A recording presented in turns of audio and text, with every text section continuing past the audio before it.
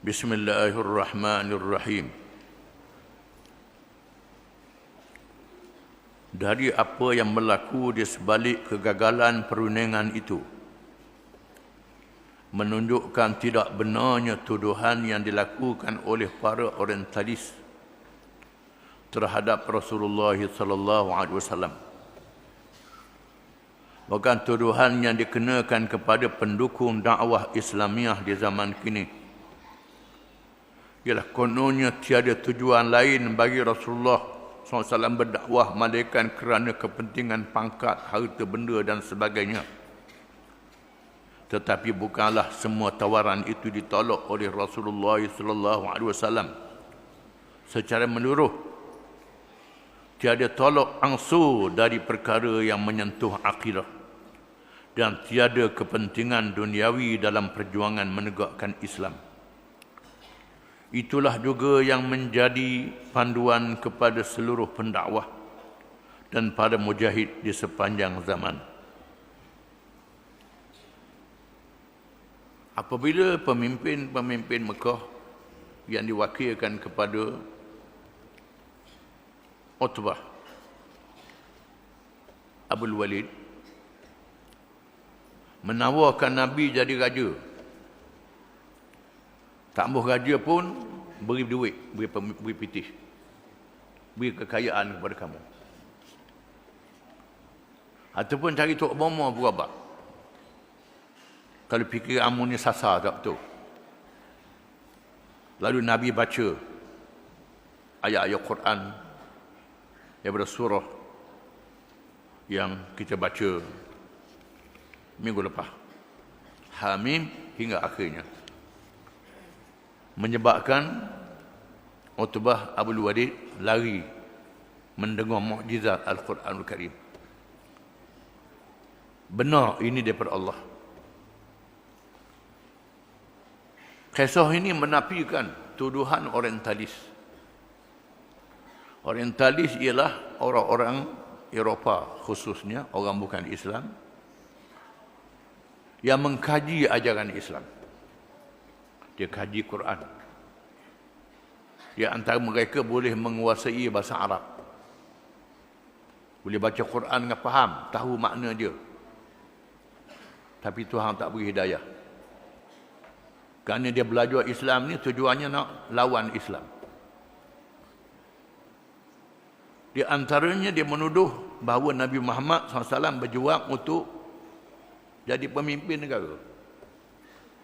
Memanglah bila Nabi berhijrah, Nabi memimpin negara, menegakkan kerajaan Islam. Lepas Nabi mati, Abu Bakar, Umar, Osman dan Ali memerintah negara. Dia jadikan memerintah negara ini tujuan. Tuduhan ini juga dilakukan oleh Fir'aun terhadap Nabi Musa AS. Ibu Musa kata, Fir'aun kata, jaga Musa ni nak rapah kuasa, nak jadi raja di Mesir ni.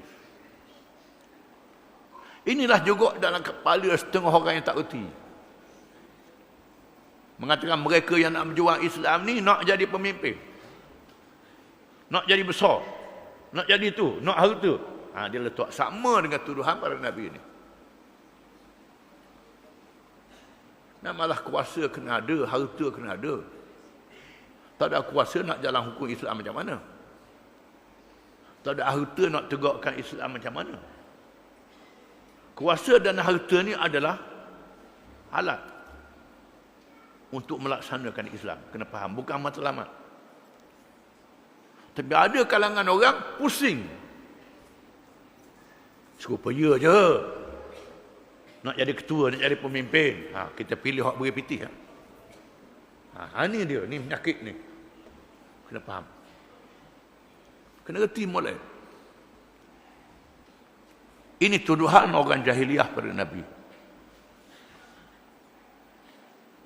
Di antara bukti ikhlasnya perjuangan Islam ini ialah bila Nabi hantar surat pada Raja Habasyah, Raja Oman dan Raja Masqat. Raja-raja ini masuk Islam. Bila raja-raja ini masuk Islam, maka mereka terus kekal menjadi raja, tak dipecat. Terus jadi raja juga. Di sana ada raja-raja yang fikiran dia waras, fikiran dia molek, dapat hidayah daripada Allah. Ada raja-raja yang tolol, fikiran dia tak waras, tak dapat hidayah daripada Allah. Ini kena faham.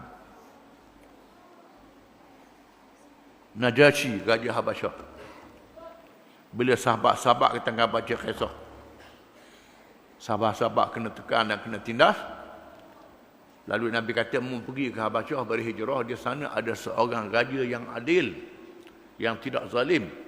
Lalu Nabi suruh sahabat dia pergi, dia ketua 2 kali. Sayyidina Osman pergi, hijrah yang pertama, hijrah yang kedua Sayyidina Ja'far jadi ketua, pak saudara Nabi pergi. Pemimpin Quraisy atau utusan dia Amr bin As, seorang yang pintar berhujah, bawa dengan hadiah-hadiah, jumpa dengan Raja Najasyi, nak beri rasuah, nak beri hadiah. Dan Syazin cerdik, panggil Sayyidina Ja'far, nak minta penjelasan. Sayyidina Ja'far apa cerdik juga, cerdik pada Amr bin As lagi. Allah Ta'ala beri Islam ni boleh lawan hujah. Dia mari nak pujuk, hak pergi tu orang cerdik tu Amr bin As. Dia belum masuk, akhirnya masuk Islam juga. Dia tak boleh bohong. Ja'far kata, tanya dia, ada tak kami hak mari sini ni bunuh orang? Kami hak mari sini ni ada jenayah ke bunuh orang di Mekah tu? Amr bin As kata tak ada. Ada kami di sini buat apa-apa benda-benda salah lah di Mekah tu, menyebabkan kami boleh curi ke ropok orang ke apa tak ada. Ambil mana tak ada. Najasyi kata pasal apa? Pasal dia ikut Nabi. Ada seorang kata jadi Nabi, Nabi kita Muhammad SAW jadi Nabi, ajak beriman pada Allah Ta'ala, menolak sembah berhala. Enggak, kami ni memang ada agama orang tua-tua zaman dulu. Lalu Ja'far menerangkan apa dia Islam, berakhir dengan Najasyi masuk Islam. Diriwayatkan Nabi atas surat pada Najasyi, suruh Najasyi masuk Islam. Najasyi jawab surat Nabi, wahai Rasulullah, sekiranya saya diberi kemampuan, saya sanggup berjalan kaki bertemu dengan Rasulullah. Masa itu Nabi sudah berhijrah ke Madinah dan Najasyi meninggal dunia. Lalu Nabi panggil sahabat-sahabat dia, berdiri kamu semua sembahyang ghaib untuk saudara kita Najasyi yang sudah mati. Ini hebat Najasyi. Raja Masqat, Raja Oman terima surat masuk Islam, tak dipecat. Menandakan bahawa Islam ni minta supaya orang ikut Islam ni. Dengan syarat ikut Islam. Siapa-siapa dia ikut Islam. Ikut Islam ni, sila kita sokong, kita setuju. Ikut dia, tolong dia. Tetapi kalau dah ikut Islam, kita kena lawan. Lawan dengan hujah. Lawan dengan hujah. Kalau dia lawan, ikut cara dia lawan kita bagaimana. Dia lawan kita dengan hujah, kita lawan dengan hujah. Dia lawan kita dengan senjata, kita lawan dia dengan senjata. Ini dia. Dia ajar dia Allah dalam Quran. Tuhan ajar semua. Ini kena faham. Jangan kata mereka yang berdakwah, yang mengajar, yang tahu agama ni apa nak fitih belaka. Ni jangan, ni penyakit ni. Ini penyakit jahiliah. Kalau dia cakap begini, ikut Abu Jahal jawab dia. Ikut Abu Jahal. Ini kena faham. Berbagai langkah diambil untuk menentang Islam. Musuh Islam di zaman Makkiyah menjalankan berbagai langkah untuk menghalang perkembangan Islam dan sambutannya di kalangan manusia. Namun begitu kesemuanya menemui kegagalan kerana cahaya Islam tetap memancar ke dalam hati-hati orang yang mendapat hidayah dari Allah Subhanahu wa taala. Untuk menjadi renungan kita terhadap tentangan yang dilakukan kepada Islam. Mereka telah melakukan berbagai uslub di mana kesimpulannya ialah seperti berikut. Yang pertama, sendaan dan penghinaan terhadap batang tubuh Rasulullah sallallahu alaihi wasallam. Antaranya ialah menyebarkan fitnah seperti yang telah dinyatakan dahulu, iaitu tuduhan bohong, gila, ahli sihir, pemecah belah masyarakat dan sebagainya. Tujuan-tuduhan tersebut semata-mata ialah untuk melumpuhkan semangat orang-orang yang telah Islam dan menghilangkan kepercayaan kepada orang-orang yang belum Islam. Tujuannya bukan dia tak tahu Muhammad ni adalah benar. Muhammad ni adalah cerdik, Muhammad adalah bijak. Yang bohongnya dia. Dia yang bohong, puak-puak dia bohong. Dia tahu Nabi Muhammad ni adalah benar. Dia kata ni Muhammad bohong. Dia sebar pada orang ramai supaya orang jangan ikut Nabi. Padahal dia yang bohongnya. Ini dia. Macam kaum Nabi Syuaib. Kata Nabi Syuaib dan pengikutnya, innakum unasun yatatahharun. Mu ni adalah orang-orang yang baik. Mu ni bersih, tapi aku tak boleh ikut mu. Pelik pada kami semua. Ini dia. Orang yang nak ke Islam ni juru bagus. Tapi dia sebarnya kata bohong, kata jahat, kata sihir, kata macam-macam.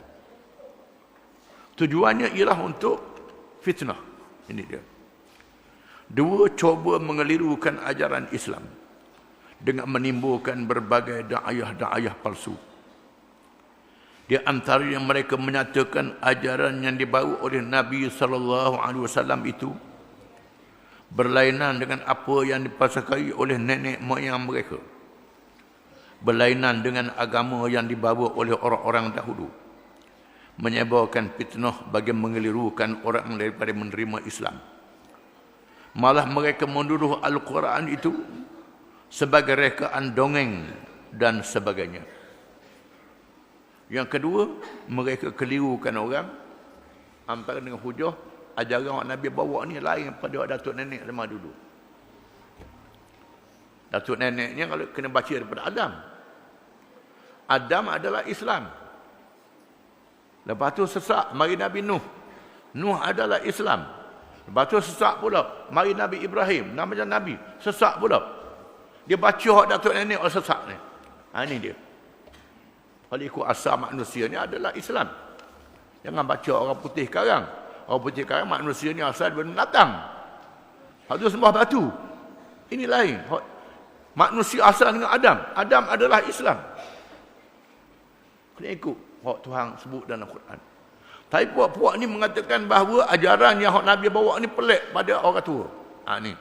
Kita pun ada juga level ni. Ada. Pak kita pun. Fir'aun, bila Nabi Musa bawa ajaran Islam, Fir'aun tanya Nabi Musa, bagaimana dengan orang dulu padamu? Hak dulu padamu macam mana mengata aku ni sesat? Hak dulu macam mana?